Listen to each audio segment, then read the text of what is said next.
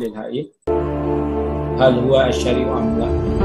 Jadi di kalangan ulama Najd itu juga ada yang ragu dalam memerangi wilayah haid itu masih masuk wilayahnya warga Rashid. Ini sekitar di zamannya anaknya Abdullah.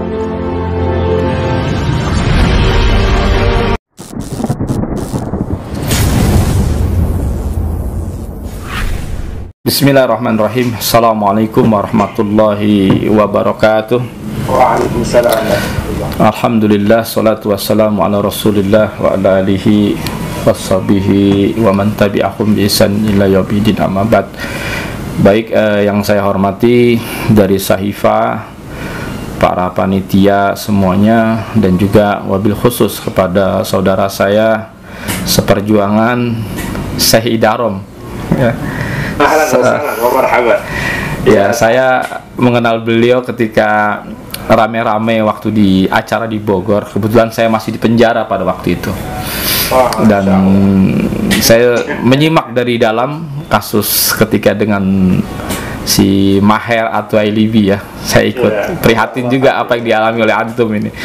Baik, saya akan jelaskan ya terkait bagaimana gerakan Wahabi itu memang memicu bagi gerakan-gerakan jihad di seluruh dunia pada saat ini, baik yang terafiliasi dengan Al-Qaeda maupun nanti yang terafiliasi dengan ISIS. Jadi kalau mau bicara tentang pure Wahabi yang asli, yang bukan kaleng-kaleng, itu memang masih JAD, Jamaah Ansor Daulah, dan ISIS itu sendiri gitu. Jadi kalau yang sekarang ada jihadis yang bukan jihadis, ada kelompok Salafi yang masih menisbatkan kepada kelompok Salafi, buat saya itu masih KW3, KW2 lah gitu. Artinya mereka sudah mengalami evaluasi dan revisi. Namun demikian mereka tetap resisten ya di dakwah kaum muslimin itu sendiri. Kita lihat bagaimana mereka baru main tabdi dan tafsik sudah cukup bikin gaduh di Indonesia gitu. Saya dulu termasuk mungkin sama apa yang dialami oleh Syekh Idarom ketika di Mesir. Saya termasuk orang yang marah juga ketika dikatakan Muhammad bin Abdul Wahab ini adalah biang takfir ya, istilah-istilah Wahabi. Ternyata oleh Syekh bin Bas juga mengatakan lakob daripada Wahabi itu sendiri merupakan syarifun azimun. Jadi merupakan lakob yang mulia ya, lakob yang agung yang menisbatkan kepada dakwah tauhid, dan mereka bangga itu. Jadi sebetulnya ketika kita bicara Wahabi bukan berarti kita ngenyek, bukan berarti kita menghina, enggak sama sekali, enggak ada gitu. Memang Wahabi ini lakob. Bahkan yang menamakan sendiri tentang Wahabi itu adalah kakaknya sendiri, yaitu Sulaiman bin Abdul Wahab itu sendiri ya. Dia menamakan tentang Wahabi itu kepada adiknya, yaitu Muhammad bin Abdul Wahab. Baik, berbicara, saya setuju apa yang dikatakan oleh Syekh Idarom tadi ya, pengarang musannif daripada kitab ini, bahwa sebagaimana dikatakan oleh Syarif Hatim Al-Auni, bukan Syarif Hatim, sebagaimana yang dikatakan oleh Syekh Al-Katani. Saya ada menerjemahkan 3 kitab sekaligus yang dikarang oleh Syarif Hasan Al-Katani ya. Dia ada buku ini ditulis, ada 3 buku ya. Pertama adalah tentang Harokatul Jihad, dakwah Najdiyah wa Harokatul Jihad ya, itu muncul ketika di tahun 2015. Lalu saya gabungkan dengan buku beliau lagi yang berjudul Ajwibah Al-Wafiyah an Asilati Zakiyah. Itu buku itu dikarang tahun 2006 di penjara di Maroko. Lalu yang ketiga buku beliau 6 bulan setelah menulis kitab tentang Ajwibah Al-Wafiyah itu, dia menulis tentang Nadarat fi Dawatun Najdiyah. Ini bukunya. Saya belum terbitkan buku ini.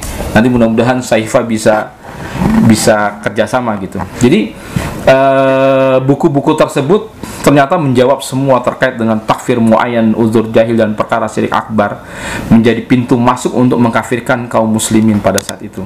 Dan buku ini menjelaskan akibat daripada jasa Syekh Utsaimin dan juga jasa Abdurrahman As-Sa'di, mufassir dari golongan Najd modern. Itulah kemudian sedikit demi sedikit Wahabi ini mengalami beberapa revisi, evaluasi dan introspeksi, mengalami tahqiq dan syarah ulang, akhirnya muncullah kelompok-kelompok Salafi. Jadi kelompok Salafi sebenarnya bentuk revisi daripada kelompok Wahabi yang ancur-ancuran pada saat itu. Baik, saya mengutip pendapat oleh Abu Hasan Al-Qahtani. Dia mengatakan bahwa annan najdin lam yuqatilu kufarun asliyin abadan, bahwa sesungguhnya gerakan Najd itu tidak pernah perang dengan kafir asli. Jadi mereka tidak pernah perang dengan kafir asli. Yahudi dan Nasrani nggak pernah perang mereka. Justru mereka menjadikan orang-orang Inggris yang ada di Bahrain pada waktu itu, ada konsulat konjen daripada Inggris, mereka lari setelah dari Mesir, yaitu Syekh Abdul Latif dengan anaknya Ahmad bin Abdul Latif. Setelah mereka ditahan selama 30 tahun setelah kekalahan mereka pada tahun 1818 Masehi oleh Ibrahim bin Pasha, mereka kemudian Istana Diriyah Najd dikalahkan. Ini peperangan Najd pertama kali. Dan saya membacakan sedikit ketika Abdullah bin generasi ketiga daripada Najd, ya, raja ketiga dari keamiran. Saya menyebutnya keamiran karena belum ada raja pada waktu itu. Di sini ada di kitab Ad-Durar Ats-Tsaniyah, di jilid pertama, ya. Saya bacakan sendiri gitu. Jadi ketika ini Su'ud bin Abdul Aziz itu merupakan raja ketiga, Abdul Aziz bin Muhammad bin Su'ud. Jadi ini cucu daripada Muhammad bin Su'ud, ya. Jadi mana nih Muhammad bin Su'ud nanti kerjasama dengan Muhammad bin Abdul Wahhab. Beliau mengatakan di sini, nashhadu wa nahnu ulama Makkah, gitu. Kami bersaksi bahwa kami adalah ulama-ulama Mekah. Jadi mereka ini diimlakkan, disuruh tanda tangan, ya. Naskah ini sudah ditulis oleh daripada mungkin staf daripada keluarga Najd ketika tahun 1803 dan 1804 Mekah dan Madinah dikuasai oleh gerakan Najd.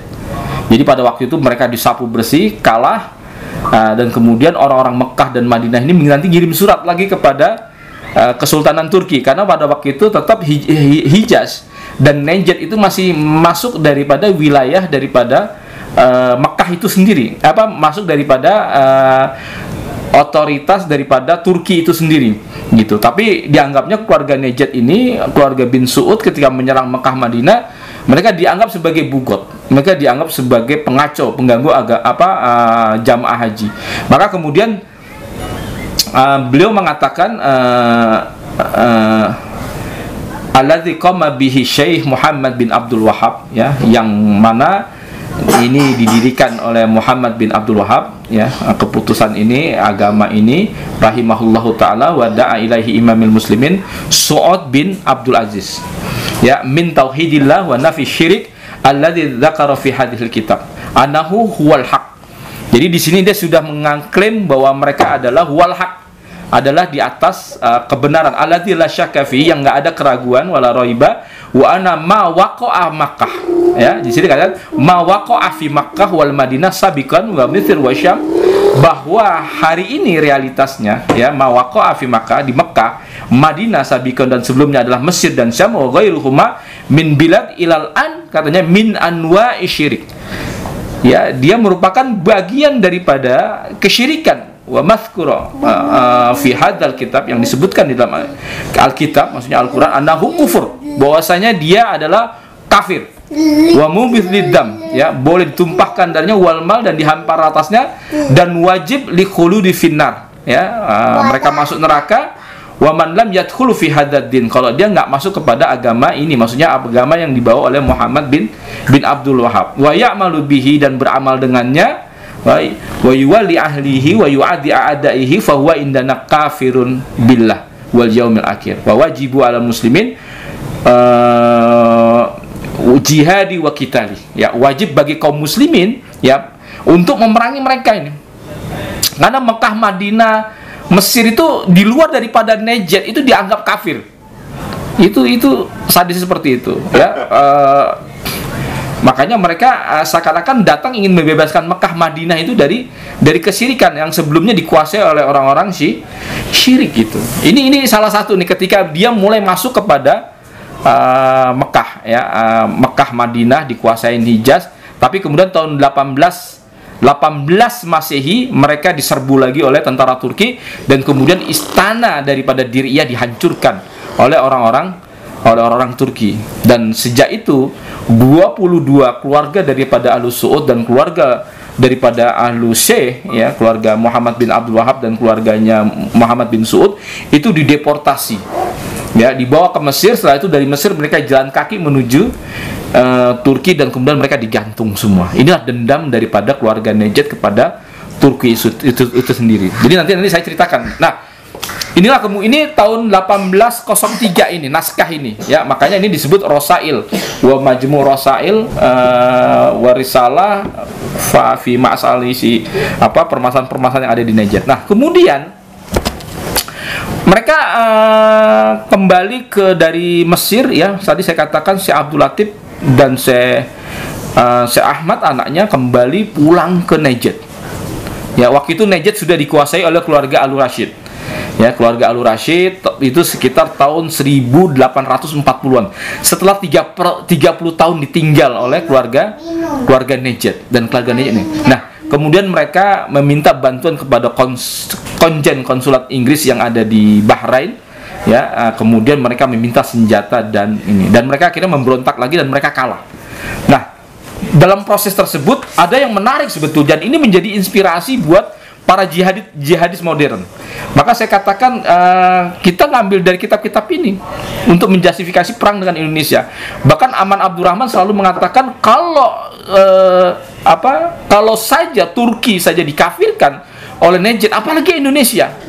Turki itu merupakan khilafah Islamiyah gitu. Apalagi Indonesia pasti jauh lebih dikafirkan. Makanya kemudian di sini dikatakan oleh keluarga Najd dari Syekh Abdul Latif dan mufti-muftinya seperti Muhammad bin Sahman, Syekh Abu Butain, kemudian ada lagi Muhammad Hamdan Ibnu Atik dan sebagainya, itu membuat fatwa. Jadi fatwanya begini. Bismillahirrahmanirrahim. Di sini di juz ke-9 ya, terkait dengan surat ya. Jadi memuji dan bersalawat. Kemudian sesungguhnya telah sampai kepadaku ada sebagian daripada manusia qad ashkal. Jadi ada semacam iskal ya terkait dengan jihad kepada orang-orang Islam, di antaranya Halu Ail. Halu ini maksudnya masih daerah Ihsa, daerah Diriyah ya, tapi dia terafiliasi dengan keluarga Rasyid dan mereka terafiliasi dengan Turki Utsmani.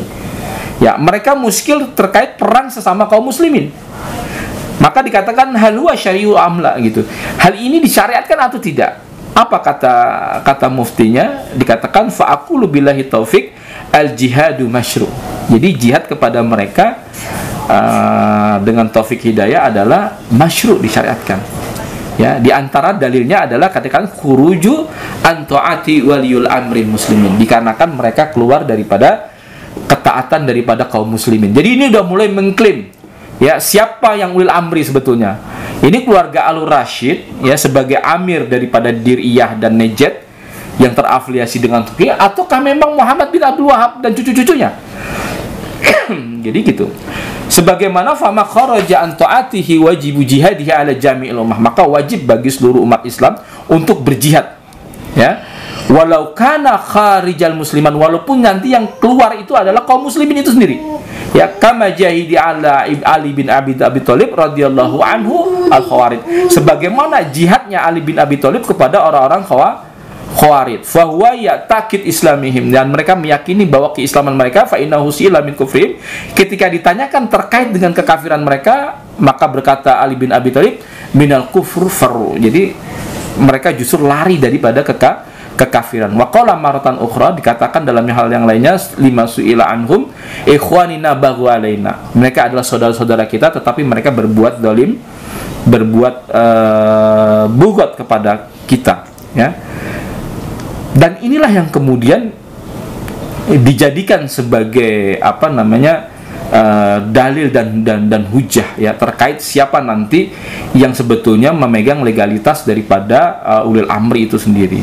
Nah, kemudian di sini masih di halaman 291, masih dalam surat yang tadi, sampai kemudian ada kata-kata faman lam yukafir musyrikin fi daulah Turkiya, maka barang siapa yang tidak mengkafirkan daripada daulah Turki, wa ubadul kubur, dan para penyembah kuburan. Siapa sih penyembah kuburan?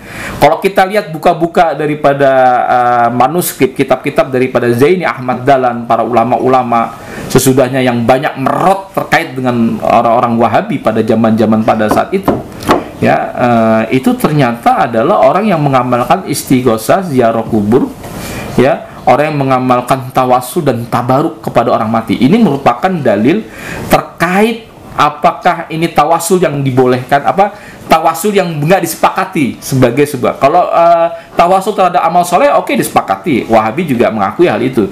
Tetapi terkait dia terpaku pada satu dalil lalu nafikan dalil-dalil yang lain. Nah, inilah problemnya.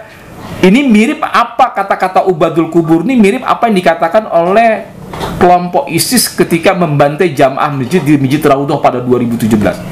Apa yang dikatakan oleh kelompok-kelompok ISIS ini ketika membantai 350 orang di Sinai? Wallahi hadhil ghazwatul mubarakah qatlun salah satu mi'ah wa khamsin ya min ibadul kubur wa syahawatu murtad. Demi Allah, ini adalah peperangan barokah. Ini setelah pembantaian, mereka kemudian menghidupkan hatinya, memberikan laporan kepada para komandan-komandannya, lalu mengatakan bahwa ini adalah peperangan barokah. Telah terbunuh 350 orang daripada ubadul kubur. Ternyata masjid tersebut adalah masjid para penganut tasawuf yang ada di Sinai, yaitu banyak sekali para pengamal tarikat daripada Saziliyah gitu. Dan juga masjid ini menjadi basis juga Ikhwanul Muslimin, bahkan dikatakan seperti itu.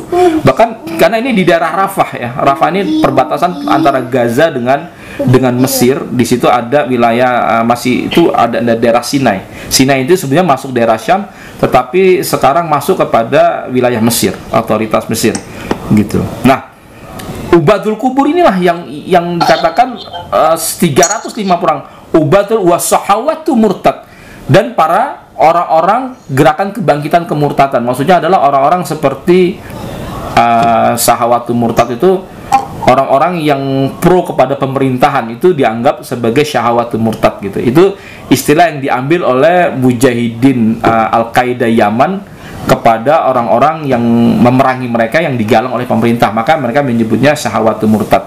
Ini juga dikenal oleh Abu Musab Az-Zarqawi, pemimpin daripada Tanzim Qaidatul Jihad fi Biladi Rafidain, ketika melihat orang-orang Sunni di Ambar itu menggalang bersatu padu untuk menghadapi para mujahidin daripada Al-Qaeda, yaitu fi Biladi Rafidain.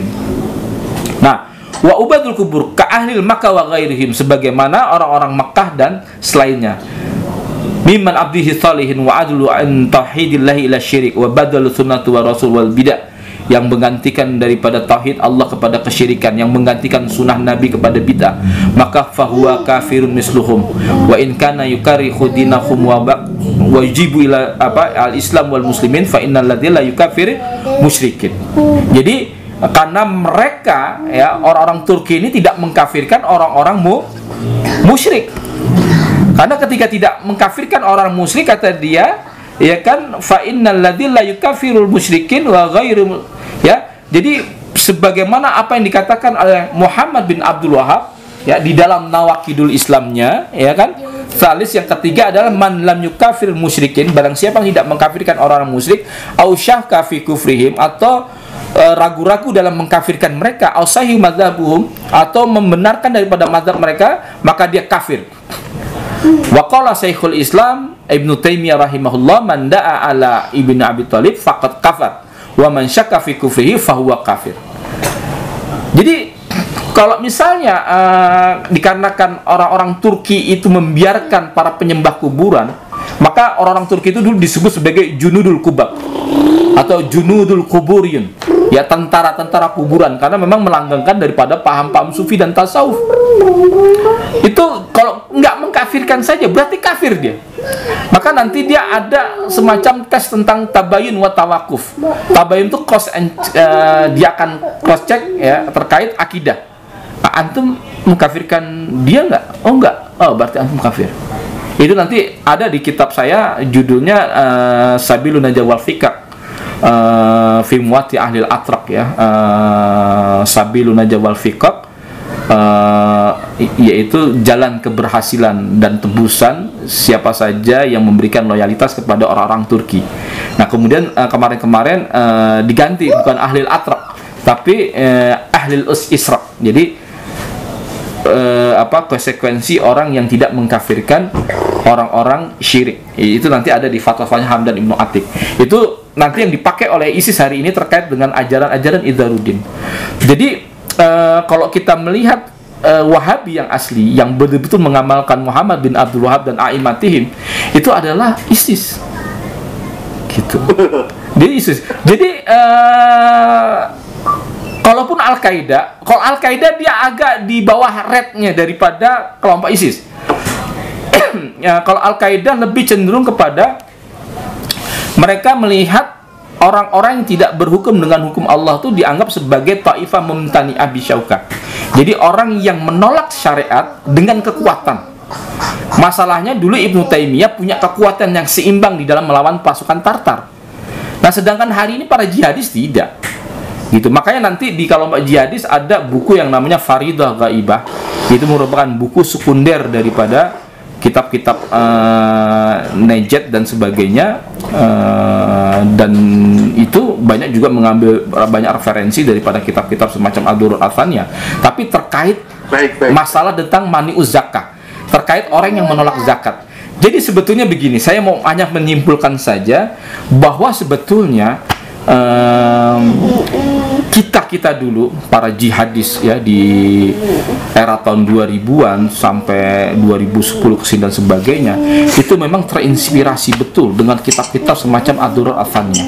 Makanya kemudian apa yang dikatakan oleh Syarif Atim Al-Auni yang mengatakan ingkaru alaqatun ya at-takfir ad-durur ats-tsaniyah khiyanatun lil ummah wal watan. Ya, mengingkari adanya korelasi pemahaman takfiri hari ini yang melanda dunia Islam di kalangan para pemuda-pemuda jin dengan kitab ad-durur ats-tsaniyah, maka khiyanatun lil ummah wal watan, berarti dia telah mengkhianati negara dan umat hari ini. Karena dengan menganggap bahwa Muhammad bin Abdul Wahab itu bersih daripada penyimpangan, maka sejak itu kita akan selalu terancam dengan pemikiran-pemikiran ekstrim. Karena nggak ada yang bisa jamin nanti orang akan baca kitab-kitab kayak seperti ini gitu. Nanti dia amalkan kitab-kitab seperti ini dengan dalih ini Muhammad bin Abdul Wahab ini kitab, ini turos misalnya begitu. Ini perlu diamalkan ya. Tanpa syarak dan tahqiq ulama, baca-baca tentang kitab-kitab Najd, kita akan jadi takfir. Maka selama itu semua kita akan terus terancam. Nah, masalahnya walaupun masalah di kalangan Wahabi, baik Wahabi yang haroki, tahdhiri, jihadi, itu semuanya sama-sama pengagum daripada Muhammad bin Abdul Wahab, dan tidak ada yang bisa menjamin ya antara salafi roja misalnya menyeberang lalu menjadi menjadi takfiri, menjadi kelompok-kelompok jihadis, dan kebanyakan 60% kelompok-kelompok jihadis takfiri itu berasal dari kelompok-kelompok salafi ini. Maka mengingkari ini semua berarti sangat berbahaya bagi. Baik, Taib. Bomnya nanti disimpan dulu. Bomnya nanti disimpan dulu.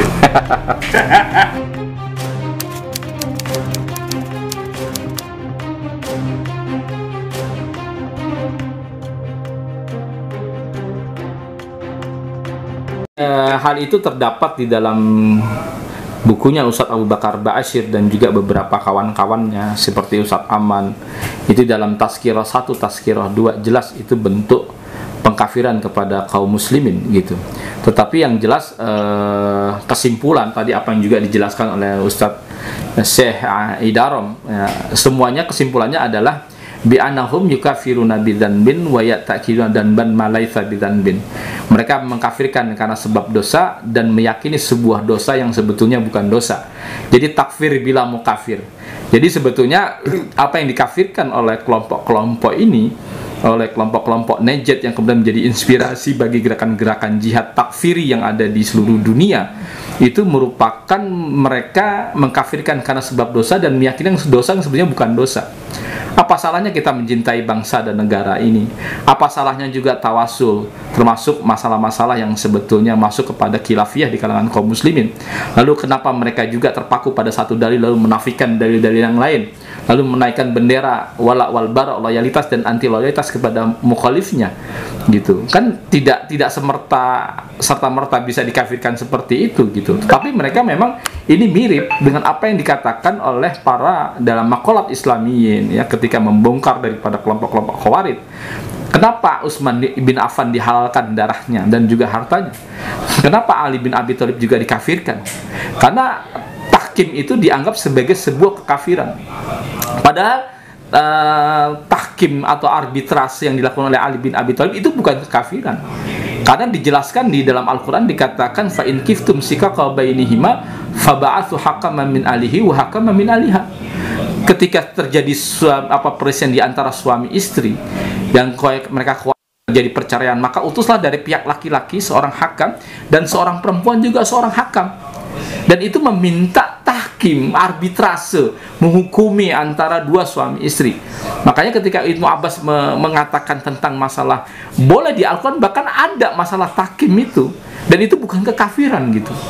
Jadi selalu begitu, mengatakan bahwa tabaruk, tawasulnya adalah ubatul kubur dan sebagainya, itu seperti itu. Yang kedua, mereka adalah sebagaimana dikatakan dalam Fathul Bari, Ibnu Hajar Asqalani adalah haitsu intalaqa ila ayatin nazalal fil kafirin wa ja'aluha fil muslimin. Ya, mereka di mana menjadikan ayat-ayat yang hitopnya buat orang-orang kafir asli, mereka timpakan, mereka copy paste untuk menghukumi kaum muslimin, gitu. Terkait ayat-ayat yang mengatakan wa bada'a bainakum wa bainana wa bainakum adawa wal baghdau abadan hatta wa kafarna bikum wa bada bainana sebenarnya kafarna bikum wa bada bainana wal baghdau wal adawah, ya kan, hatta tu'minuna billahi wahda, sampai seterusnya, gitu. Itu kan ayat-ayat yang seharusnya buat orang-orang kafir lalu ditimpakan kepada kaum muslimin. Misalnya inna fir'auna wa hamana wa jududahu makanu khatiin, dalil untuk mengkafirkan polisi dan tentara. Ya, mereka menggunakan ayat-ayat yang sesungguhnya Fir'aun, Haman dan bala tentaranya adalah orang-orang yang salah, gitu. Ternyata metodologi ini sudah diringkas oleh para ulama-ulama akidah dalam maqalat Islamiyin Abu Hasan Asy'ari terkait metodologi mereka, gitu. Yang ketiga adalah yaqtuluna 'alal Islam wa yad'una 'alal awsan. Dalam banyak aktivitas intensitas peperangan mereka lebih banyak ditujukan kepada orang-orang Islam daripada orang-orang kafir asli, para penyembah berhala. Itu hadis Nabi sallallahu alaihi wasallam, ya. Makanya kemudian ada kaidah di kalangan mereka adalah qitalun murtadin aula min qitalul musyrikin. Bahwa memerangi orang-orang murtad itu lebih utama, lebih didahulukan daripada memerangi orang-orang musyrik, gitu. Daripada memerangi orang-orang kafir asli, gitu. Kenapa? Karena memang mereka terus fokus kepada umat Islam yang dituduh jatuh pada kekafiran-kekafiran tersebut. Inilah yang kemudian sama apa yang diterapkan oleh Ustadz Ba'asyir, Ustadz Aman Abdurrahman. Mereka menganggap bahwa setia kepada NKRI adalah kekufuran, yang tidak mengkafirkan orang yang menandatangan PB pembebasan bersyarat, mengenangi remisi. Ya, kita waktu di penjara itu ngurus remisi, itu dianggap kekafiran, gitu kan. Jadi mereka mengkafirkan dosa yang sebetulnya bukan dosa, gitu. Jadi ini mirip dengan seperti takfiri pada zaman klasik dahulu, yaitu ini oleh Khawarij, dan mereka sekarang ada pada diri mereka, dan itu percis, gitu.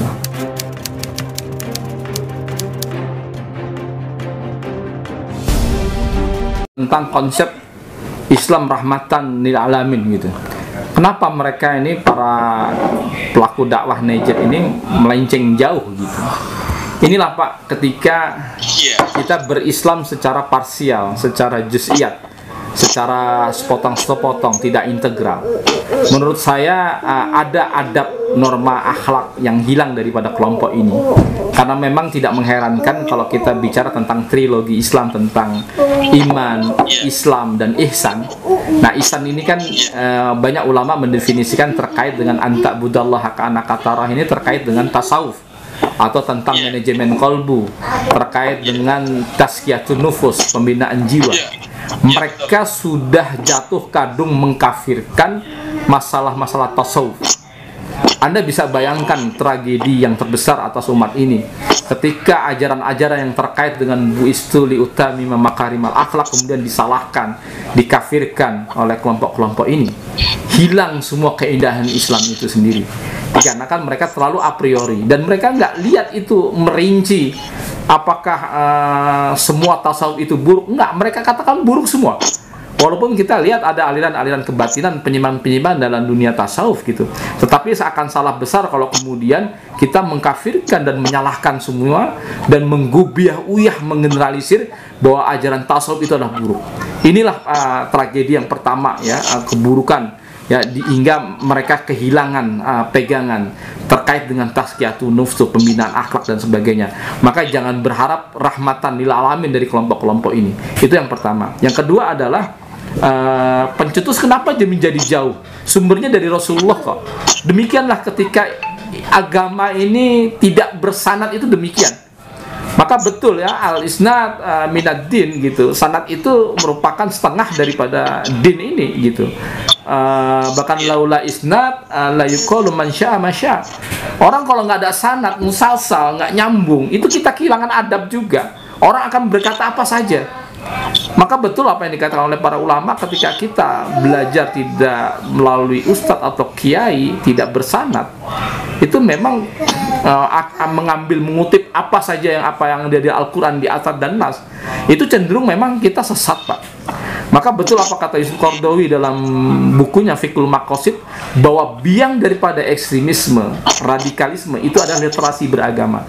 Mereka seakan-akan bisa mengambil begitu saja Al-Quran dan As-Sunnah tanpa disiplin ilmu-ilmu alat yang mendukungnya.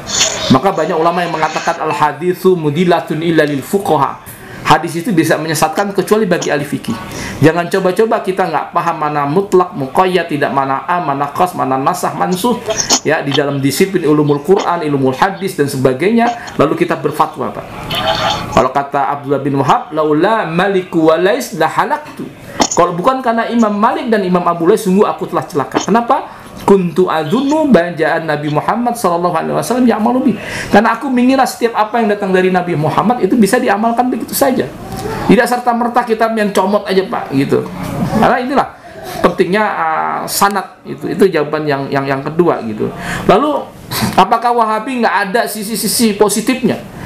Gitu. Kayaknya kita bicara dari tadi negatif dulu. Ya ada positifnya gitu. Tetapi ya misalnya di sini dijelaskan dalam buku Membedah Penyimpangan Dakwah Najd yang saya terjemahkan dari bukunya si Al-Khatib, disebutkan kebaikannya di situ. Jadi kebaikannya mungkin ya, namanya gerakan purifikasi gitu. Mereka ingin memurnikan gitu, tetapi tak ada gading yang tak retak gitu.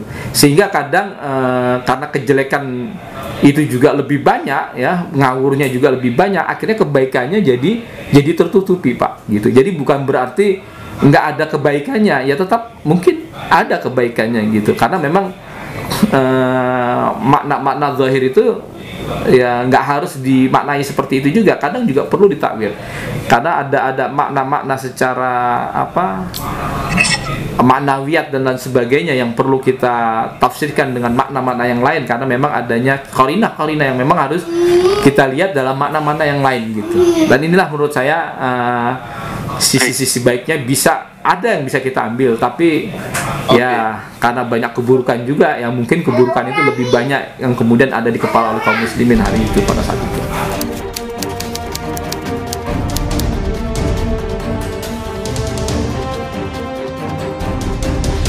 Silakan coba lihat di Google, itu ceramah daripada Syarif Hatim Al-Auni.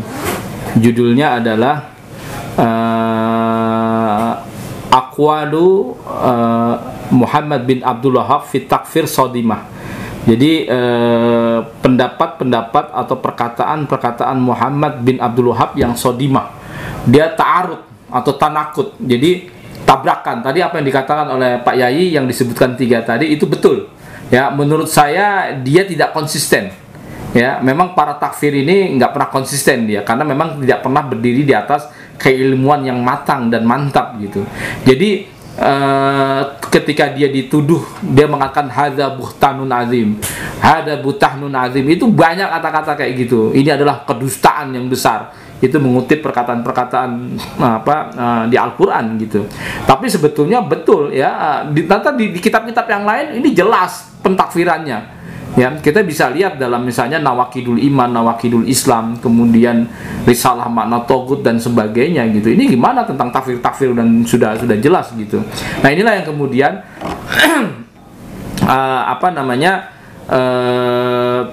ada kalimat-kalimat yang memang tidak konsisten apa yang dikalami oleh Muhammad bin Abdul Wahhab, dan itu diungkap oleh muhaddisin, seorang ulama lajnah daimah yang agak berbeda, yaitu Syarif Hatim Al-Auni. Jadi judulnya adalah Aqwalu Muhammad bin Abdul Wahhab fi Takfir Sadimah.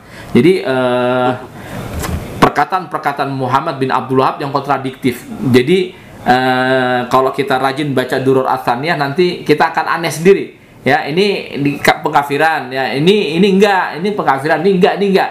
Nah, itu kita jadi lucu sekali ya. Betul ya, kalau enggak karena amnesia dia berdusta, kalau enggak dia berdusta mungkin dia taroju begitu. Itu aja menurut saya, kesimpulan saya. Yang mayoritas ya, kaum yang mayoritas itu biasanya agak ele-elean dikit gitu, agak santai-santai. Sementara yang minoritas, mereka yang masih sedikit itu emang rada-rada militan gitu. Jadi wajar kalau mereka cenderung lebih berisik gitu.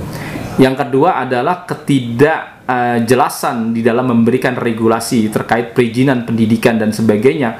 Orang bebas ya mendirikan pendidikan, membuka lembaga pendidikan, walaupun kurikulumnya kadang ditutup-tutupi dan sebagainya, dengan memanfaatkan kelemahan birokrasi di depak di dunia pendidikan kita. Itu yang kedua. Yang ketiga yaitu ketika di era tahun 80-an banyak sekali ada suatu ormas Islam yang banyak mengirimkan para dai-dainya ke luar negeri, terutama di Hijaz dan di Najd ya, sementara dia tidak memperhatikan tentang mazhab yang ada di rumahnya, yang di sekitarnya, sehingga mereka pulanglah di era tahun 2000-an. Inilah mereka akhirnya membuat kegaduhan dan lain sebagainya. Yang keempat, terakhir ya, perlu adanya treatment, perlu adanya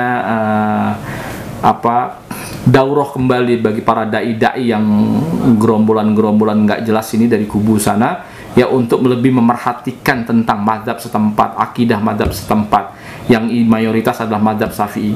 Selama mereka terus mengkampanyekan yang namanya intoleransi, maka ini akan menjadi presiden buruk ke depannya, dan kita akan akrab dengan pembulian, intimidasi dan lain sebagainya gitu, dikarenakan memang kelompok-kelompok ini tidak ramah lingkungan. Mereka tidak menerapkan di mana bumi dibijak, di situ langit dijunjung. Istilahnya kalau kata Rasulullah adalah khatibunas ala qadri biuqulihim. Bergaullah, berinteraksilah dengan manusia sesuai dengan kadar intelektualitas mereka. Disinilah ambigunya pemerintahan, saya rasa ya, dengan mulai di era reformasi orang bebas berbicara apa saja, akhirnya ini menjadi bumerang bagi kita semua. Reformasi yang kebablasan dan sebagainya, akhirnya terus kita mengimpor terus pemahaman-pemahaman transnasional ya, yang kemudian hal itu tidak cocok untuk iklim ya, kondisi mazhab dan akidah orang-orang Indonesia. Akhirnya mereka inilah yang kemudian menjadi para pembuat gaduh, dan mudah-mudahan ini bisa dibaca oleh pemerintahan untuk menyeragamkan ya. Di Malaysia, di Brunei, di Thailand Selatan ya, itu semua tidak boleh ada mahat sekolah yang tidak seragam, baik mazhabnya, akidahnya dan sebagainya. Jangan coba-coba mereka bikin mahat, bikin ini, tetapi menyelisih banyak daripada mayoritas kaum muslimin. Sedangkan di Indonesia begitu bebasnya. Perlu kemauan dari pemerintah untuk memberikan perizinan regulasi terkait dalam dunia pendidikan, sehingga kita bisa menghasilkan anak didik yang kemudian mencintai perbedaan, mencintai yang namanya ukhuwah Islamiyah, tidak membuat gaduh bersama, kaum muslimin. Itu saja dari saya.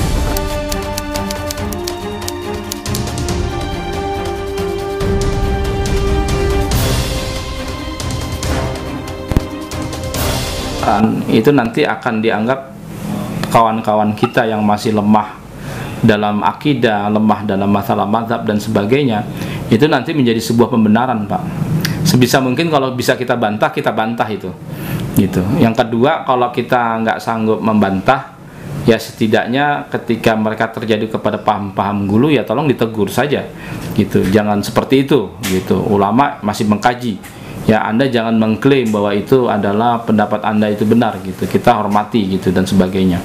Nah, yang kok di tataran masyarakat, kalau Anda punya otoritatif sebagai kepala DKM dan sebagainya, ya kita memang persoalannya pada marketing, Pak. Jadi ibarat marketing, jualan mereka tuh kenapa lebih garing gitu, lebih renyah gitu, karena memang mereka agak-agak instan gitu. Ini yang menjadi problem masyarakat urban itu, mereka beragama juga pengennya instan ya. Akhirnya jawaban-jawaban kita memang kadang agak-agak seperti itu, karena memang kata Gus Baha itu, orang alim itu kadang memang harus bingung dulu karena banyak referensi. Jadi kalau ketika ditanya tentang permasalahan yang banyak dibangun oleh ijtihad, dia selalu mengatakan aqwalu fihi, di dalamnya terdapat beberapa pendapat. Pertama, dia jelaskan pendapat yang tegas, ya, yang mutasyadidun, ya, yang tasyadud, ya, lalu menjelaskan pendapat-pendapat yang agak-agak tasahul, dia sebutin semuanya. Lalu pendapat-pendapat yang misalnya memakruhkan, diambil tengah-tengah. Lalu adzunnu kadza atau ar-ra'yu kadza, al darastu hadza, adalah pendapat ini, wallahu a'lam bishawab gitu.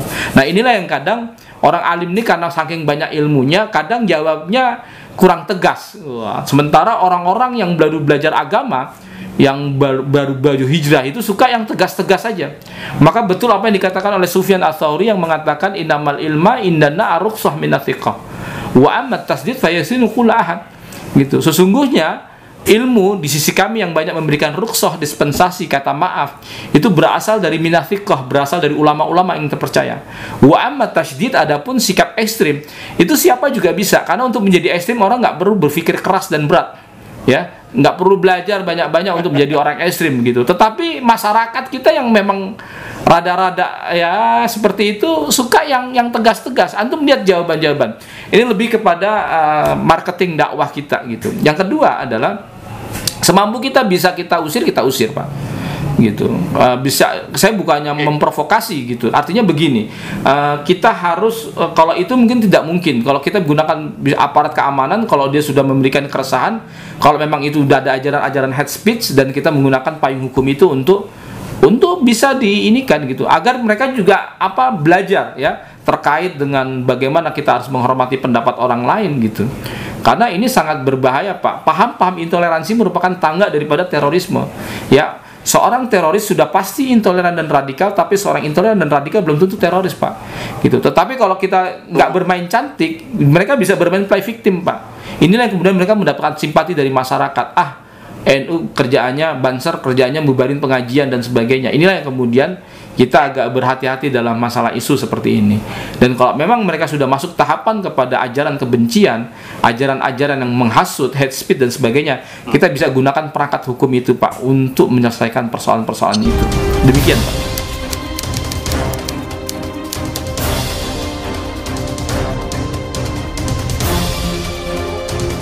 Adapun kelompok-kelompok yang masih dalam tataran pembelajaran, kajian-kajian, tapi isinya adalah intoleransi, maka pemerintah perlu membina masalah ini. Sebetulnya di Kementerian Arab Saudi sendiri, Menteri Wakaf dan Haji, mereka pernah datang ke Indonesia lalu mengumpulkan para asatid. Di situ ada Ustadz Firanda, ada ustadz-ustadz yang lainnya. Itu juga banyak memberikan agar mereka lebih bersikap toleransi kepada masyarakat Indonesia yang memang bermadzhab Syafi'i. Ya, mereka tidak boleh mengeluarkan statement-statement yang membuat gaduh. Padahal perkara-perkara tersebut adalah perkara-perkara yang sifatnya ikhtilaf di kalangan para ulama-ulama Islam gitu.